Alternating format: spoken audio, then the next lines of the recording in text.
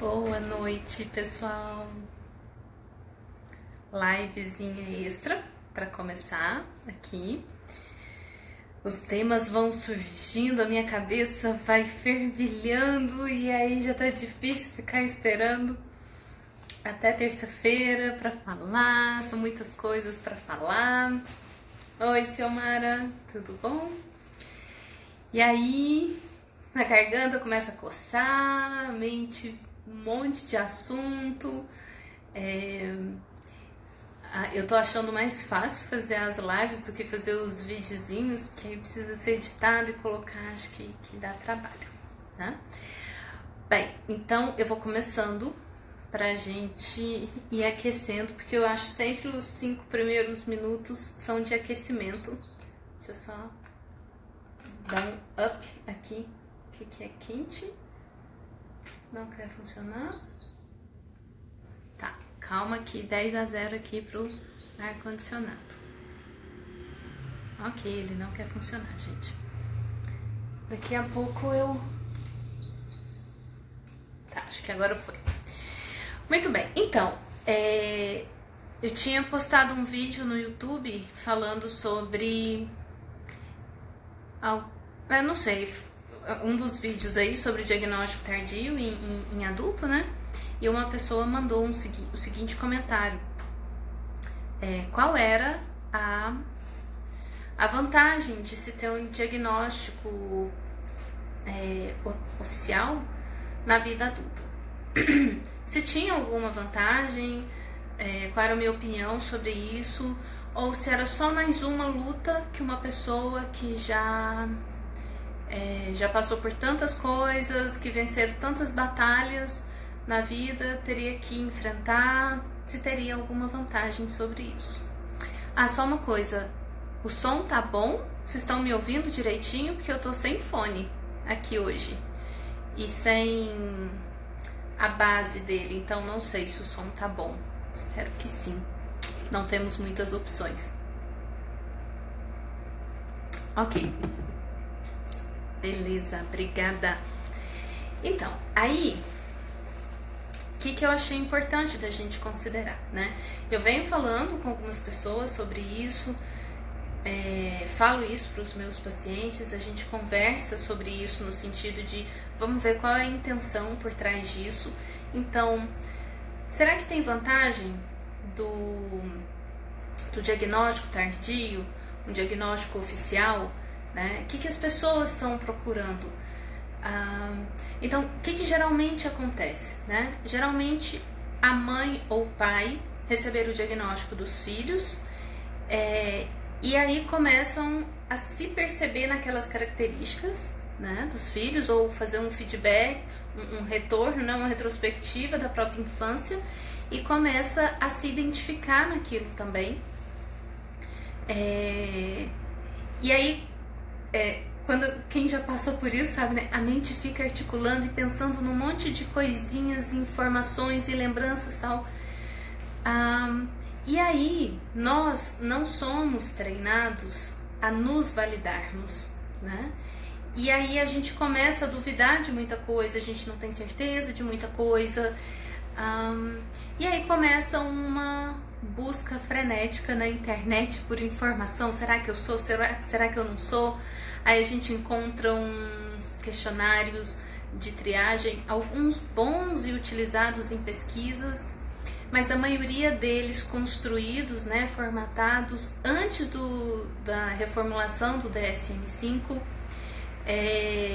E aí, muitas vezes, quando você faz esses questionários de triagem que tem na internet, eles são muito desenhados para aquele estereótipo, né? Que é um estereótipo masculino, que é um estereótipo de moderado para grave.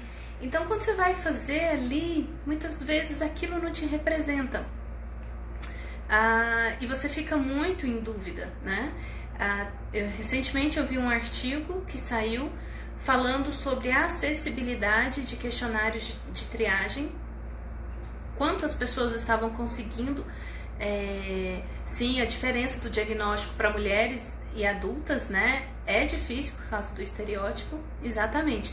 Porque até a gente, né, a gente tem, eu tinha no estereótipo, né, do que a gente sabia, né, a coisa muito padrão, tipo os filmes, né, nas séries, eu esqueci o nome lá do rapazinho o Shelton, né, o Rayman, enfim. E a gente fica muito com aquilo ali na cabeça. E aí a gente começa a checar, mas a gente não entra naquele perfil, mesmo no DSM-5. Quando a gente pega o critério do DSM-5, ele não é muito claro. Comportamentos repetitivos. É muito vago, é muito amplo. Dificuldade na comunicação. Que tipo de dificuldade? A gente tem de expressão, a gente tem de recepção, de compreensão. Eu não tenho na dificuldade de expressão, por exemplo, mas eu tenho muita dificuldade no interesse. Eu tenho dificuldade no processamento de informação. E aí, assim, é muito genérico, né, o DSM-5, e a maioria dos questionários e instrumentos construídos até então eram para um perfil mais estereotipado, sim. Então tá tendo todo um movimento para se adequar, né, com informações novas e melhor, com os autistas adultos sendo os pesquisadores que estão criando os novos instrumentos, né? Eu já participei de várias pesquisas respondendo esses questionários. A maioria, tem até uma que tá rolando aí, depois eu posto para vocês, quem quiser participar. Aí coloca lá a tela, né, o Google para traduzir automaticamente e vocês respondem. Tem pesquisas que é específicas para mulheres, tem pesquisa que são para galera geral e internacional, enfim. Eu acho muito bacana expressar. E quem está dirigindo essas pesquisas hoje são cientistas, pesquisadores que se identificaram no espectro, agora em adulto.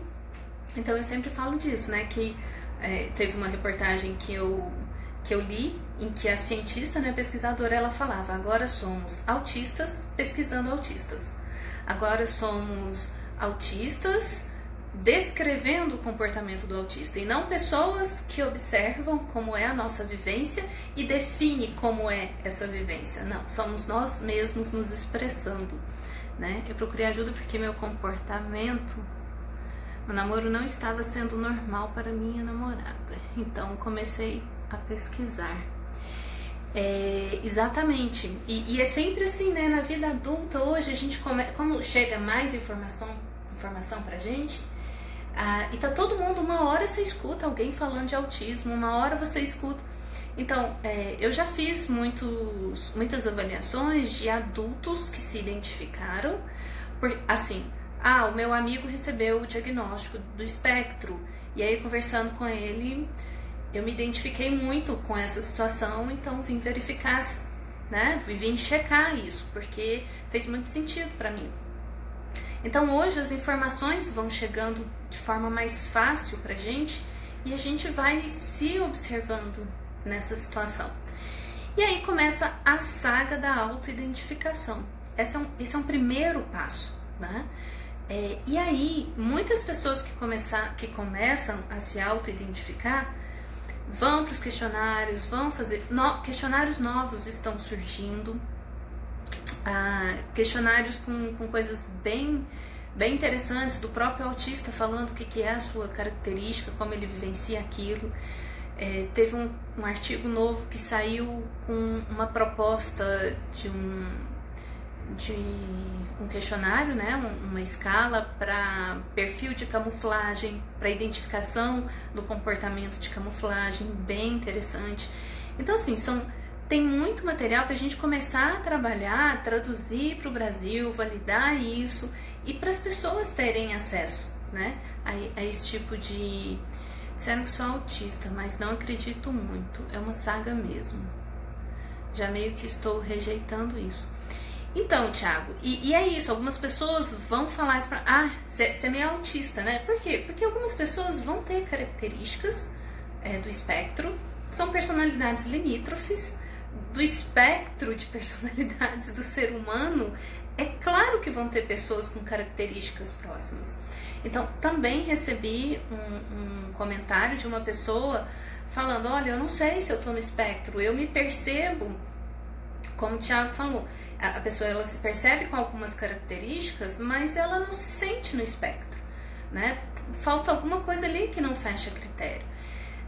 Então, o que eu vejo nessa situação toda, que eu acho que é um espectro, as pessoas... Não, é um espectro dentro do espectro. Por exemplo, a gente fala do espectro do autismo, que vai de leve a severo. Aí dentro do espectro leve é outro espectro, porque dentro do espectro leve a gente tem vários níveis, várias características diferentes, dificuldades diferentes, né? E se você for pensar no humano, também é um espectro. Alguns artigos convidam a gente a pensar que o próprio déficit de atenção e hiperatividade é um aspecto do espectro, né? Como está muito entrelaçado, podem ser comorbidades, alguns artigos eles sugerem que o déficit de atenção e hiperatividade seja uma parte do espectro do autismo também, porque um TDAH, ele tem muitas características do espectro também. Já fizeram teste comigo e eu estou sempre dentro, mas descobri que teste. Tá. Então, aí esses questionários, eles são questionários de triagem, né? Então, se você tem uma pontuação alta, ele não fala que você está dentro do espectro. Ele fala que você tem características e que seria interessante você investigar isso mais a fundo. Então, aí, por que seria interessante essa questão quando a gente começa com autoidentificação, né? Eu já percebi características em pacientes que eu sugeri. Você já pensou se você não está dentro do espectro do autismo? E aí a gente foi investigar isso junto, porque não dá para saber, não é só de olhar, de conversar com a pessoa que você sabe. Você tem que investigar várias questões. E aí com alguns pacientes a gente não chegou a essa conclusão, né? Até porque a gente vai identificar questões orgânicas nessa história toda, nessa busca, né? E aí eu vou falar, isso vai ser uma das vantagens para se buscar um diagnóstico formal ou não. Então, algumas pessoas, como o Thiago, que comentou, né? As pessoas falam que você é, mas você não necessariamente sente. Ou você pode ter características semelhantes. Aí as pessoas têm muito que o autismo é só a dificuldade de relacionamento. Uma pessoa mais fechada, uma pessoa mais introspectiva, uma pessoa metódica, uma pessoa com dificuldades de interação, por timidez, seja lá o que for. E isso por si só não coloca ninguém dentro do espectro, né? Tem todo um critério para ser definido isso. E uma pessoa pode ter TDAH e não necessariamente apresentar características do espectro, ok? Tá, Flávia, eu vou aprofundar nisso depois, tá? Senão eu me perco aqui no foco principal, mas me lembra de falar isso, ok? Posso até colocar esse artigo que eu mencionei, tá? No meu caso, 60 anos, eu nem me atrevo a dizer que sou TEA. Então, aí essa questão da idade também é bem curiosa. Então, aí o que acontece? Algumas pessoas vão começar a perceber características e vão, será que eu tô? Será que não tô? Surge essa dúvida. Ok, vai investigar, vai ler, vai checar a informação, vai perguntar para as pessoas, tal. E como acontece, algumas pessoas falam, não faz sentido. Mas aí vai ler um outro transtorno e se encaixa naquele transtorno, né? Ok. Mas assim, gente, o ser humano tem o artigo falando, né, de um dos participantes da comissão do DSM-5, ele fala que no DSM-5 nós tornamos características triviais e cotidianas em transtorno. Então é impossível alguém não ser encaixado dentro do DSM-5.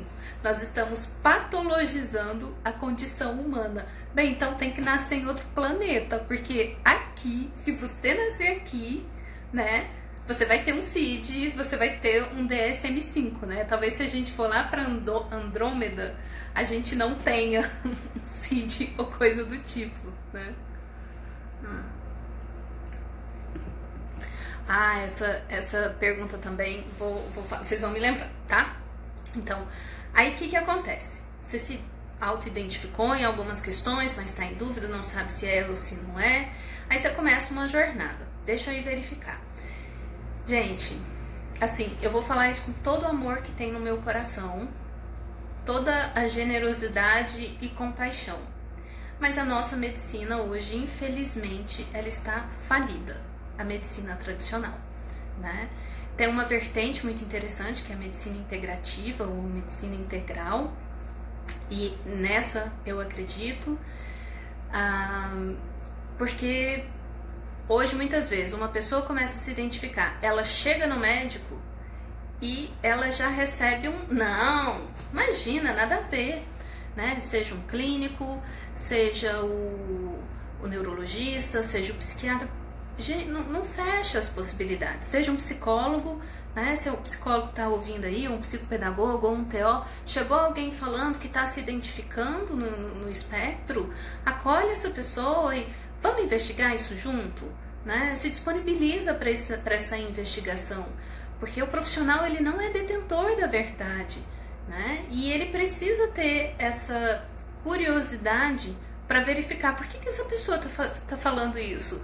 Ela não tirou isso de lugar nenhum. Alguma coisa tá chamando a atenção dela, né? Se não foi isso, vai ter alguma outra coisa. E tem como eu ajudar nessa pessoa, né? Então, fica a dica aí, ok? Para quem trabalha, né? Os profissionais, os educadores, enfim, profissionais da saúde, principalmente os médicos.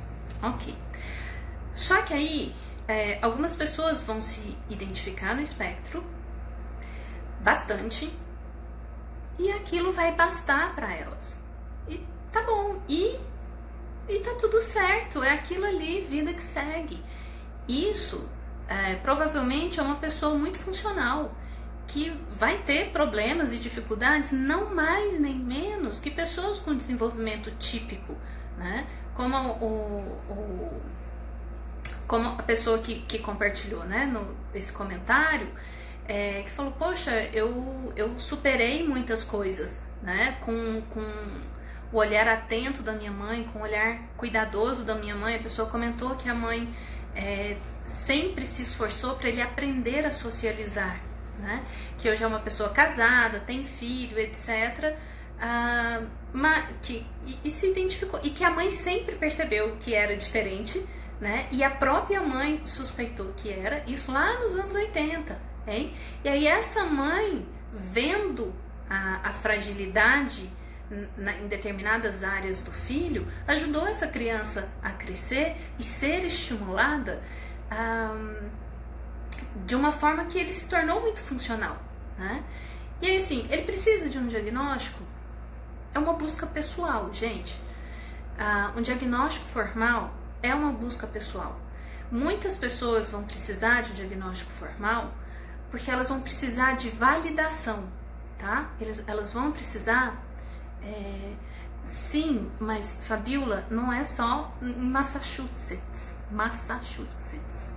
que difícil de falar, parece aqueles trava-línguas, né? Isso é em qualquer lugar. Hoje, o país que está tendo mais abertura para isso é o Reino Unido. As pesquisas mais atuais, assim, eles estão vorazes. Eles têm um programa. Eu cheguei a fazer um curso online de diagnóstico e tal. Eles têm informações, eles têm um manual para os profissionais de como é a identificação, identificou o que você faz, que tipo de tratamento, a rede de apoio. É incrível, assim, a gente tem que traduzir aquilo ali e integrar isso de alguma forma. Tá. Então, gente, é uma jornada pessoal. Algumas pessoas vão precisar de um diagnóstico formal para se validar, ok? Eu fiz aquele vídeo falando sobre aceitação da família, como é o impacto para a família quando um adulto se identifica no espectro ou recebe o diagnóstico formal, ok? É difícil para a família absorver tudo isso, e muitas vezes quando a gente está se descobrindo, a gente quer compartilhar, né? A gente quer falar, tal, a gente quer contar para a família que todas aquelas dificuldades que eu tive e que ainda tenho, tem uma razão de ser. Não é porque eu não me esforço o suficiente, não é porque eu não sou uma boa pessoa, etc, etc. Mas nem sempre vai ter o acolhimento e a compreensão da família. Porque para a família também é muito chocante pensar, caramba, como que a gente não percebeu isso antes? Enfim. Então, muitas pessoas vão precisar do diagnóstico formal para ter um aval, um documento oficial para comunicar com a família, ok? Muitos pacientes têm essa necessidade. Pois é, assim, a gente pode até fazer um grupo tarefa, né? O que vocês acham? Pegar a galera aí que manja um pouquinho das traduções e a gente dividir capítulos e traduzir. Gente, porque é um material riquíssimo, riquíssimo, assim. Ele é imenso, mas é apaixonante e é muito inquietante, Depois eu coloco o link para vocês verem, tá? Bem, aí aqui, deixa eu ver, fazer terapia. Fui atrás do diagnóstico formal, deixa eu ler isso daqui que eu achei interessante, para conseguir fazer terapia pelo plano de saúde, através do reembolso. Sem o diagnóstico formal, teria que pagar o próprio bolso. Exatamente. Então, Flávia, isso daí vai ser uma das vantagens, tá? Que o diagnóstico formal vai precisar. Porque muitas vezes, para acessar o serviço de saúde público, você precisa mesmo, né? Agora tem essa questão da carteirinha que saiu. Eu, particularmente, vivencio um conflito dentro de mim. Isso não está resolvido dentro de mim, tá, gente? Gabriela, você quer um diagnóstico formal ou não? Eu estou fazendo uma jornada de uma investigação global do meu ser. Eu sei que eu estou dentro do espectro, não só pelas minhas características comportamentais e dificuldades que eu sempre tive, mas agora olhando e entendendo o espectro de uma questão orgânica, tá? Então, qual é a vantagem que eu vejo hoje quando você começa uma investigação do espectro? Os questionários que a gente tem acesso à internet e que sinalizam uma coisinha ou outra, eles falam da parte comportamental, mas não é só isso, né? Porque o espectro do autismo, significar que você está dentro do espectro, significa que você tem uma condição orgânica diferente e que você vai precisar de um cuidado e que muitos problemas de saúde que você tem ou muitas manifestações dos sintomas do autismo são porque esse organismo está inflamado, não está bem cuidado. E isso tem a ver com hábito de vida, isso tem a ver com alimentação, com atividade física, com nível de estresse. Então, quando eu penso em diagnóstico formal, mais do que um documento oficial para comunicação com a família ou de validação, pronto, agora eu sei que eu sou, porque a gente precisa de autovalidação, a gente precisa de um olhar externo que fala sim, é isso mesmo, não é coisa da sua cabeça. Ou então, não, olha, realmente tem características, mas essas outras questões não são bem assim e tal. Então, quando a gente fala em diagnóstico formal, eu penso na questão orgânica, numa investigação geral, né? Então, eu vou compartilhar depois com vocês, eu vou colocar de um exame que eu fiz. Algumas pessoas já devem ter ouvido falar, que é a termografia, né? Eu tenho um amigo meu, até recomendo vocês verem o Instagram dele, o Gilberto de Paula. Ele trabalha com medicina integral, e ele que me sugeriu fazer esse exame da termografia, que é fotografia, né? Termografia. Você tira foto de todo o corpo e essa foto registra a temperatura do seu corpo, ok? E aí fica mapeado no seu corpo aonde estão as inflamações, onde no seu corpo tem mais ativação. Gente, eu fiquei chocada, porque assim, tá ali materializado numa foto, sabe, do meu corpo, a temperatura do meu corpo. Então, assim, todos os lugares que eu sinto desconforto no meu corpo estavam registrados ali. A inflamação da musculatura aqui, a inflamação da mucosa aqui. Hoje, o meu rosto tá inchado, tá? A minha bochecha tá mais inchada aqui, a pálpebra aqui. Hoje eu tô toda inchada. Por quê? Porque tem 2 dias que eu me desrespeitei, me sabotei e saí da minha desintoxicação alimentar. Me intoxiquei, tá? Não é de graça, tem consequência. Antes eu não sabia disso. Então, se eu me alimentar de forma equivocada, eu vou inflamar meu organismo. Então hoje eu tô com uma dorzinha de cabeça nessa região dos sinos. Isso aparece na termografia, tá? Eu tô irritada hoje. Eu vim pro consultório hoje assim, dirigindo, brava, né? E de repente eu me percebi brava com ninguém.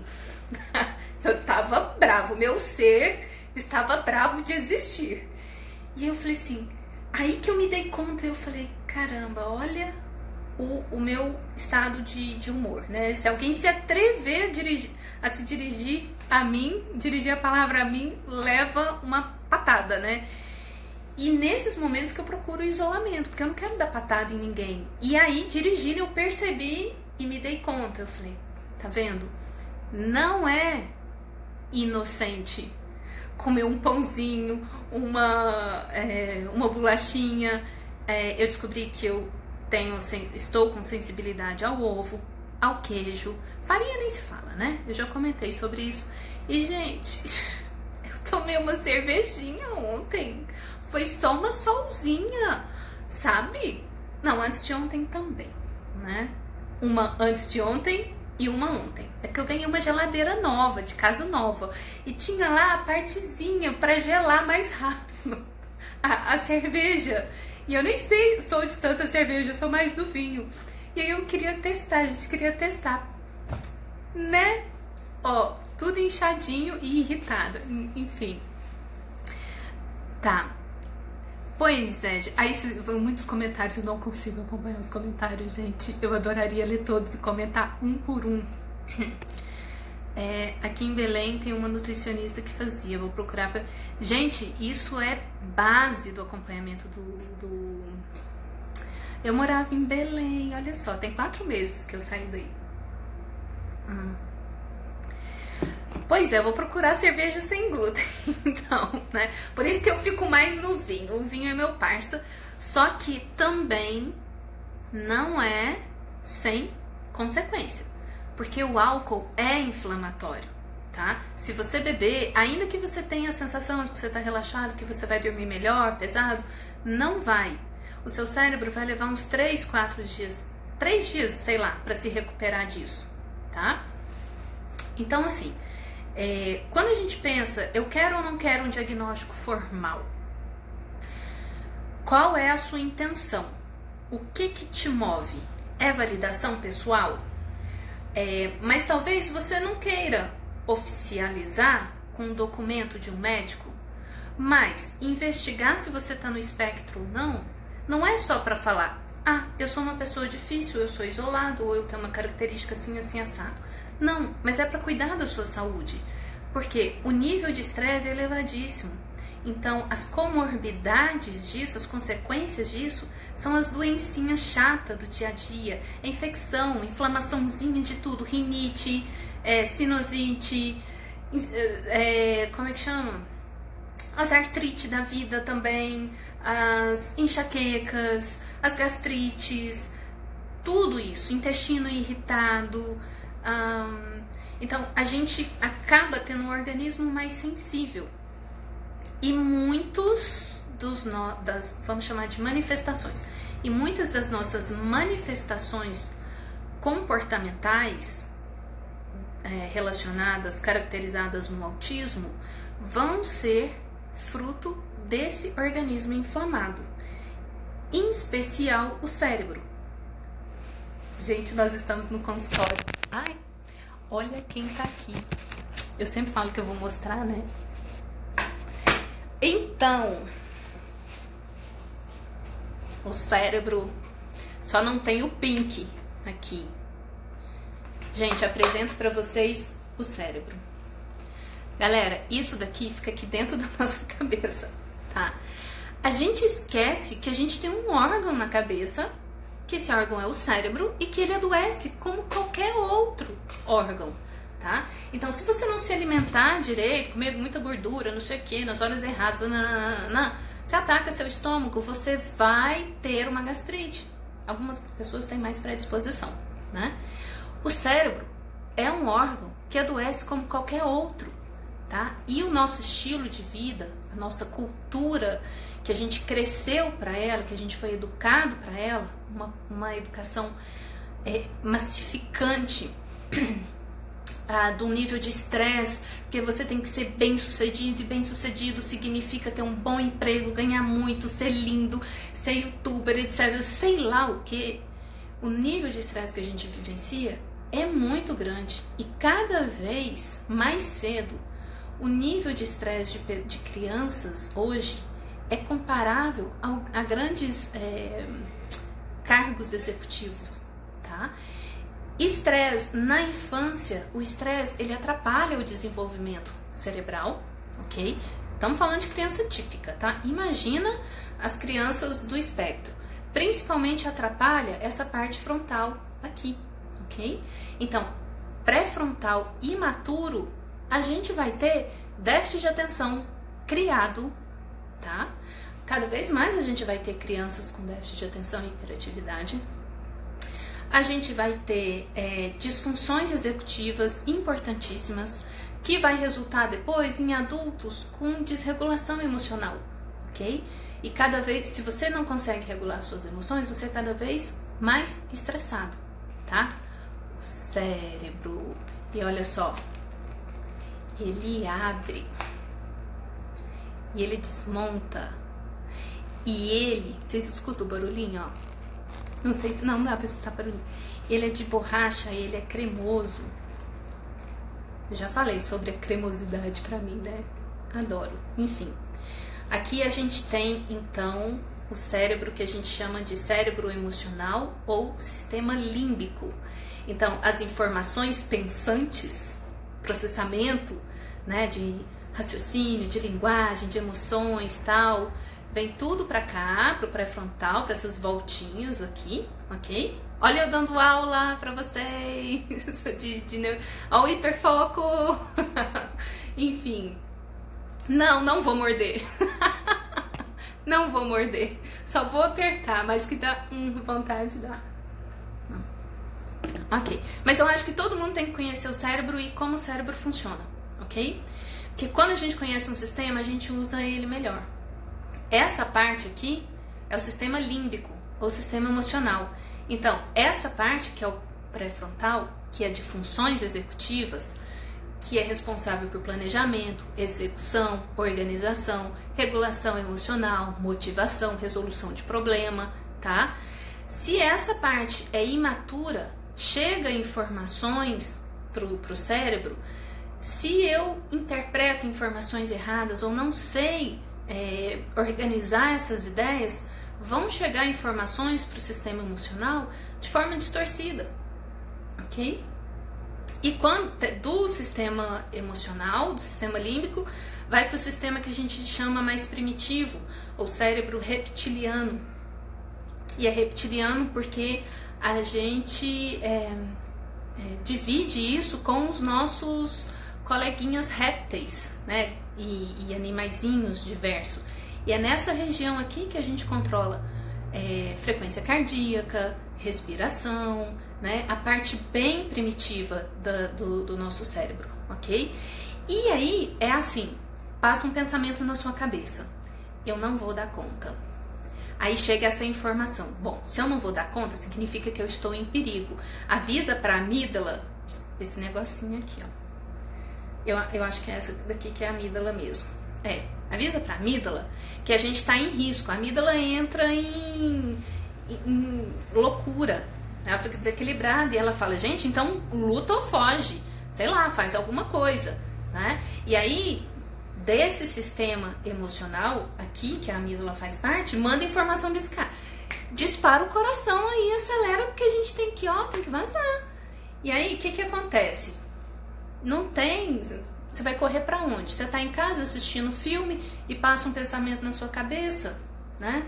E aí seu coração dispara. Isso é ansiedade, né? São os ataques de ansiedade generalizada e tal. Então, hipotálamo, o cérebro cremoso. Ai, que horror! Aquela cena é tensa, péssima. Tem o hipotálamo, depois eu vou ver. Eu acho que a amígdala era outra bolinha. Depois eu vejo, gente. Ok. Então, assim, voltando pro nosso tema, vou deixar o cérebro ali. Quando a gente fala do espectro, a gente está falando de uma formação diferente do cérebro, né? Eu falei na outra live, as conexões, as fibras, elas vão para todas as partes, retomando o cérebro. Tá vendo essa parte aqui? Essa é a parte sensório-motora. Que no espectro, ela tem um funcionamento bem alterado, que a gente vai perceber aonde comportamentalmente? No processamento sensorial. Ok? Então aqui, sensório-motor. É muito comum no espectro a dificuldade psicomotora. Então, perceba, não é só comportamental, social. Tem a parte orgânica e motora e sensações, tá certo? E aí, olha só. Entender se você está no espectro ou não é mais do que receber um diagnóstico formal. É você investigar o seu organismo em questão de saúde, tá?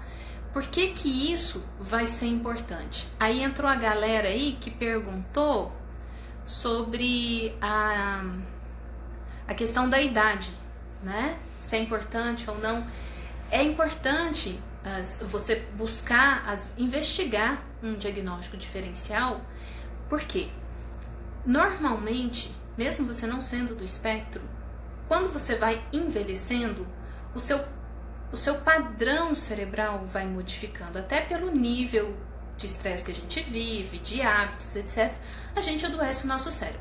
Então, lá pelos 50, 60 anos, as pessoas começam, minha memória já não é mais a mesma, né? Já não tenho mais o mesmo pique de antes, etc, etc. Então, naturalmente, no nosso estilo de vida, tá? Porque se você tiver um estilo de vida saudável, como os orientais, a longevidade é superior, tá? E longevidade não significa viver muitos anos. Não adianta você viver muitos anos acamado. Longevidade é viver muitos anos com saúde e qualidade de vida. Então, eu também acho, pra mim foi uma libertação, assim, uma ressignificação profunda, né? Mas é uma busca pessoal, tá? Eu tenho amigos que são do espectro, que sabem que estão no espectro, e tá tudo bem, não, né? Tem uma dificuldade de sono, vai ali, regula isso com o tempo, tal, mas não quer saber das outras coisas, e tá bem, tá funcional, e não é um problema. Então, é uma busca pessoal, tá? Então a gente tem que respeitar o movimento de cada um, a gente tem que respeitar a intenção de cada um.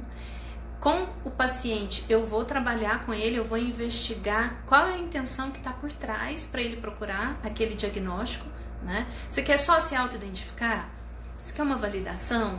Ok, mas aí vamos psicoeducação, de entender isso. O autismo não é só uma questão comportamental. O comportamento, ele é reflexo do organismo. Anota isso, gente. Vocês vão lembrar da tia falando isso na cabeça de vocês, ok? Não existe comportamento funcional,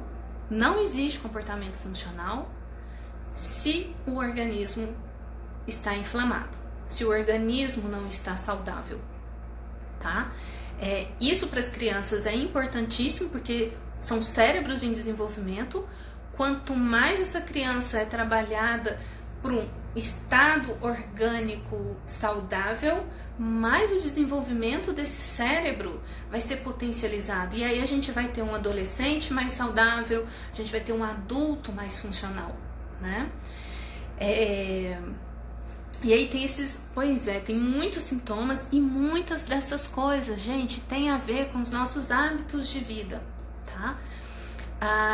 Então, eu vou compartilhar um pouquinho dessas, assim, compartilhar com vocês em fotos, para vocês verem como que o autismo é uma coisa orgânica e que precisa ser olhada como um todo, tá?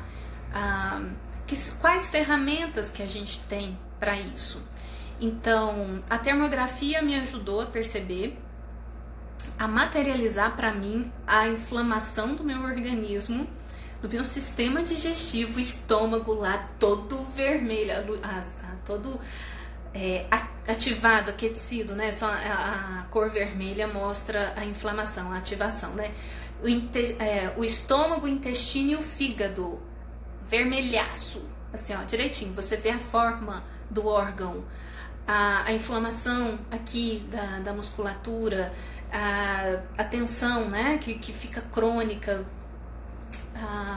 Outra investigação muito interessante, a avaliação neuropsicológica, ela é importante para a gente ver o nosso padrão cognitivo, nosso perfil cognitivo, porque no decorrer do tempo, aí voltando para a história com a idade, a gente vai ter um declínio cognitivo, né? E no autismo, o que vai acontecer? O nosso perfil sensorial muda, coisas que não te incomodavam antes passam a te incomodar hoje, e coisas que te incomodavam antes pode não te incomodar hoje mais. Então, o nosso perfil sensorial, ele muda, ok? Pela idade, pelo estímulo, pelo ambiente, por tudo. Nós estamos mergulhados no ambiente, nós não estamos desconectados disso. Então, a gente tem que escolher bem, sim, onde a gente anda, com quem a gente anda, o que a gente come, né? Toda a nossa rotina. Bem, e aí é muito comum no envelhecer, né?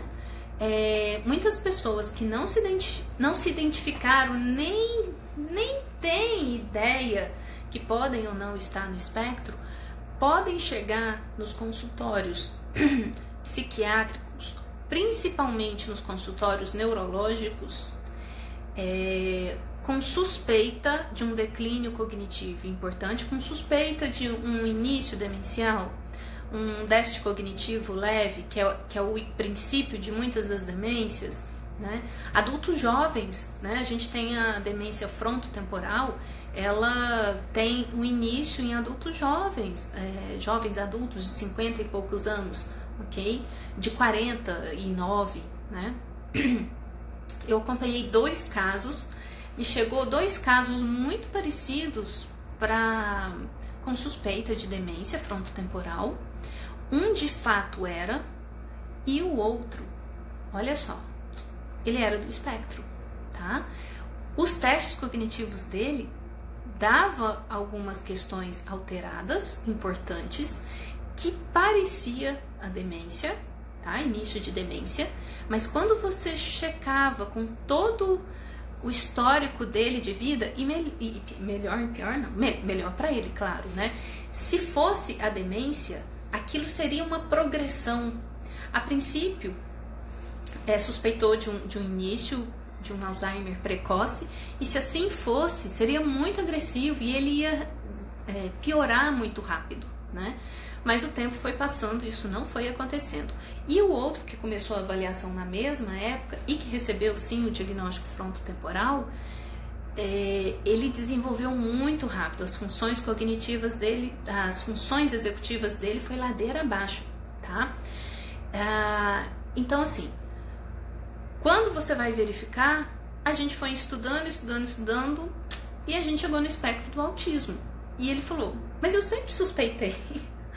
Poxa, podia ter falado antes, né? Só que não. Bom, e aí esse paciente, a gente fez tanto a avaliação neuropsicológica, a gente trabalhava em equipe, e a avaliação com neurofeedback, um eletroencefalograma, né? Aí o que aconteceu? As imagens, os testes de imagem dele lá, ressonância magnética, tomografia, mostravam algumas alteraçõezinhas. Inclusive, alteração na massa cinzenta mesmo, né? Principalmente na parte motora. Aí o que aconteceu, né? Na vida jovem, até uma certa idade, ele compensava aquela fragilidade motora dele. Mas quando ele entrou num nível do trabalho de muito estresse, os recursos de adaptação dele não funcionaram mais. Aí começaram a aparecer os transtornos, né? Ele ia pegar o copo, errava, e derrubava o copo, ia colocar o açúcar no café, caía fora. E aí isso tudo foi preocupando e ele foi ficando muito angustiado, mais estresse, mais declínio de memória, etc, por nível elevado de estresse, tá? Bem, então sim, não é que alguém tinha me perguntado, quem foi, gente? Meninas, depois vocês me falam aí, quem me perguntou que se o autismo piora com a idade, tá? Então não é o autismo que piora com a idade, é a manifestação dos sintomas podem piorar principalmente em função do seu estilo de vida. Então, conhecer o seu funcionamento, conhecer o seu organismo, saber o seu perfil cognitivo, para você ter noção se aquilo está tendo um declínio ou não, é interessante, né? Que mais? Opa, apertei alguma coisa aqui, gente. Tá, calma, deixa eu ver só a questão do horário. Tá, temos 10 minutinhos. Então, assim, eu acho que muitas pessoas, tendo características do espectro, não vão ser as pessoas mais fáceis de se relacionar. Vamos combinar aqui, né, gente? É difícil. Mas quem é que não é difícil, né? Falando, a pessoa é tão difícil de conviver. Gente, quem é que não é difícil? Convivência é difícil. Cada um tem o seu interesse. Eu vou querer fazer o meu valer, né? Enfim. A gente tem 1 hora ainda, Silmara. Poxa, bacana você. Assim, tá, TDAH e autismo. Então, o que acontece? Algumas crianças, eu vou falar de crianças, e aí a gente vai pensando isso em... Tem a segunda parte, né, da live. Não me fala... Pois é, gente. Mas aí, olha só, a minha missão para falar de autismo, eu tô falando essas coisas aqui, mas o principal que eu sempre quero falar para vocês é assim... deixa eu só concluir esse raciocínio. Se eu terminasse a live sem falar isso, eu ia depois ficar me remoendo uma semana. O importante também, assim, muitas vezes, não é só a questão do diagnóstico. É uma investigação para autoconhecimento, autopercepção. Porque não é só você receber o diagnóstico e, ok, é isso, e daí? Então, eu vejo muito as pessoas compartilhando hoje nas redes sociais a vivência delas estando no espectro. E eu vejo muito as pessoas postando, eu acho que até conversei isso com a Vanessa, né? Não é, Vanessa? A Vanessa tem um vídeo no YouTube. Qual é o nome do vídeo, Vanessa? Que fala sobre o autismo e viver bem e viver feliz. Tem esse vídeo aí. E aí é muito legal, eu vi o vídeo da Vanessa e achei o máximo. Falei, gente, que legal, que bacana. É essa mensagem que eu quero passar também. E aí um dia desses a Vanessa entrou em contato comigo e compartilhou, olha esse vídeo. Falei, meu Deus, é você, que legal. Que aí a gente vai vendo vídeos um do outro, a gente vai ficando tão íntima, né, das pessoas, assim, pelo vídeo. Eu vi, gente, é você, olha, adorei seu vídeo, né? E que é isso mesmo, o vídeo da Vanessa foi um dos poucos vídeos que eu vi de uma pessoa identificada no espectro falando, galera, a gente não é só transtorno, não. Aliás, falei sobre personalidade, né, na live passada, o autismo não define a gente. O autismo não me define, eu sou muito mais do que o autismo. O autismo é uma parcela da minha vida, né? Quando criança, talvez fosse mais importante, mas igual o rapaz que me mandou a mensagem falou, a mãe dele foi tão presente ali e trabalhou. O que eu achei mais legal da mensagem dele foi assim, a minha mãe trabalhou as minhas fragilidades, ela me viu. Ela não trabalhou o autismo, né? Então eu fico pensando nas crianças que hoje recebem diagnóstico de autismo e que os pais veem o autismo, mas não veem a criança. Isso vai ser muito mais danoso às vezes para a criança do que o próprio autismo em si. Porque eu falei sobre personalidade, que a gente desenvolve comportamentos e aprendizagens a partir de como é o nosso sistema, né? Então, eu sei que tem mães que não passam a mão na cabeça. Ok, essa é a sua dificuldade, mas vamos lá, tenta, deixa eu ver. Porque tem mães de crianças neurotípicas que vão alejar a alma das suas crianças. Mas não tem problema, essa criança vai crescer, vai virar adulto, vai ter suas dificuldades, um dia vai procurar superar isso de alguma forma, ok? O caos se organiza por si só. Esse é meu lema de vida. Não há nada que não se reorganize, nem que seja através de um sintoma, mas se reorganiza, tá? Então, assim, nós não somos o autismo. Existe muita coisa pra gente fazer que ajuda a gente a ter qualidade de vida. Inclusive, o que eu mais trabalho, regulação emocional. Não adianta, autismo não é medicável. Não é você ir no médico e tomar medicamento. É aprender a conhecer o que é essa manifestação, da onde ela vem e aprender como autorregular isso, né? Claro que o problema no autismo, a gente tem uma ansiedade social importante. Ok, como se trabalha a ansiedade social com medicamento? Não, o medicamento ele vai muitas vezes lentificar seu cérebro. Muitas pessoas hoje vivem um ciclo de adoecimento no espectro, achando que o que causa aquelas limitações é o espectro, e não é. É efeito colateral de medicamento. Medicamento, ele te melhora um pico e atrapalha o resto todo.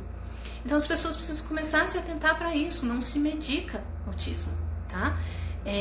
Só que, assim, eu vou ser muito sincera, eu sei que a vida de mães é muito difícil, com autismo então é muito mais complexo, com outras afecções também,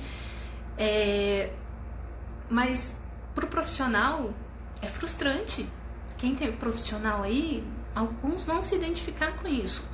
Quando você vai e faz um projeto terapêutico para aquela criança, adolescente, sei lá o que. E aí, quando eu falo isso, olha aqui, minha mão ficou gelada, tá? Minha unha até mudou de cor, porque isso me ativa.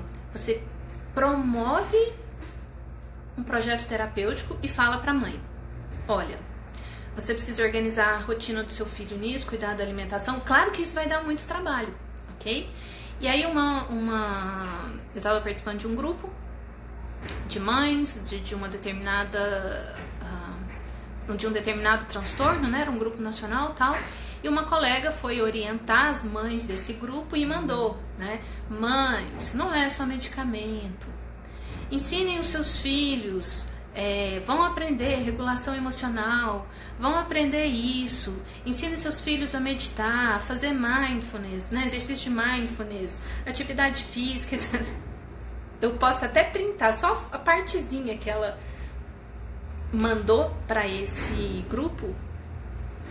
Silêncio. Num grupo super ativo, num grupo que todo mundo comentou. Quando ela mandou essa mensagem, silêncio. Mas se alguém mandasse falando de risperidona, de Ritalina, de não sei o que, não sei o que, não sei o que. Ah, porque eu tenho certeza que ia bombar o grupo. E aí eu printei a mensagem dela, mandei e falei assim, ô colega, tamo junto, né? Ô vontade. Porque é difícil, gente. É mais fácil. E não tô falando aqui pras mães, não, tá? Tô falando pro próprio autista. É mais fácil a gente achar que a gente precisa de medicamento. Esses dias eu li um post que a pessoa falava, né? Tava compartilhando a vivência dela do espectro, e a pessoa falava. Porque o Zolpidem, eu tomo Zolpidem pra dormir, o Venvance, não sei o que. Cara, era 5 medicamentos. Socorro, né? Eu tomei o Zolpidem num momento difícil pra mim, que eu tava num nível alto de estresse, no período que eu tava querendo sair da marinha, entrei num quadro depressivo, e aí entrei num quadro importante de insônia e comecei a tomar o Zolpidem, que foi assim, um anjo na minha vida. Só que eu acordava bem, só que quando eu fui me regulando e saindo do quadro agudo, eu percebi que era muito bom tomar o Zolpidem, porque ele me ajudava a dormir rápido, eu não precisava fazer força para dormir, que sempre foi assim. E aí, por isso, eu criei uma dependência emocional do Zolpidem, porque, poxa, tá tão bom. Só que eu fui percebendo que eu acordava, ele me dava 6 horas de sono, eu acordava, ok, mas ele tava me deixando lentificada. Então, ele cumpriu a função dele quando eu estava no momento agudo, e depois ele começou a me prejudicar. E aí eu falei, pô, tá na hora de parar, não preciso mais dele. Então, o medicamento, ele tem uma função, senão você vai se tornar crônico disso, tá?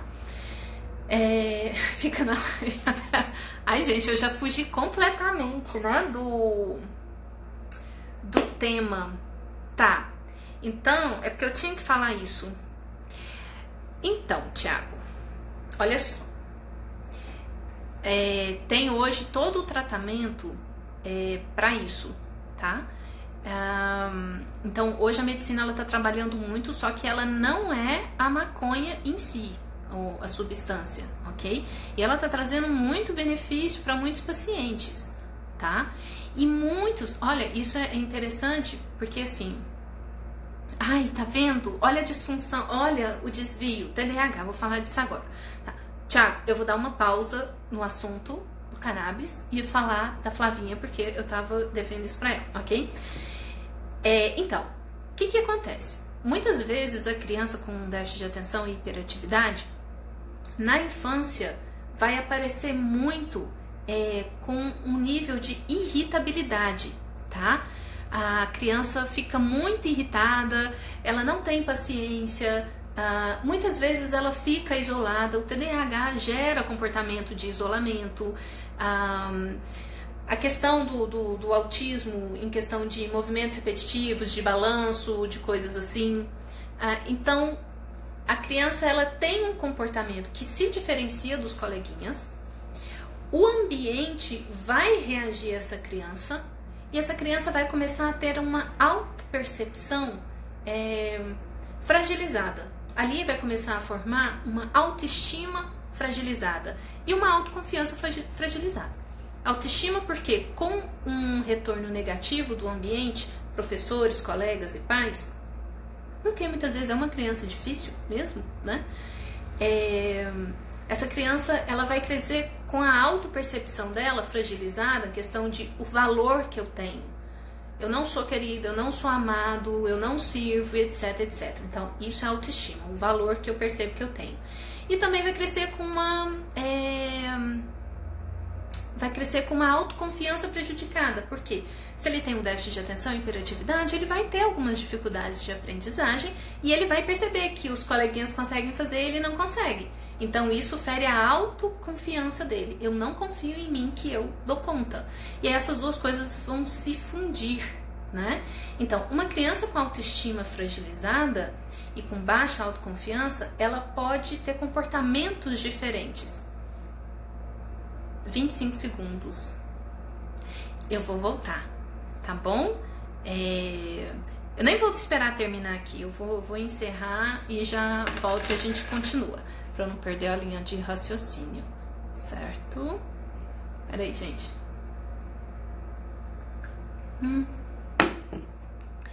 3, 2, 1, já volto.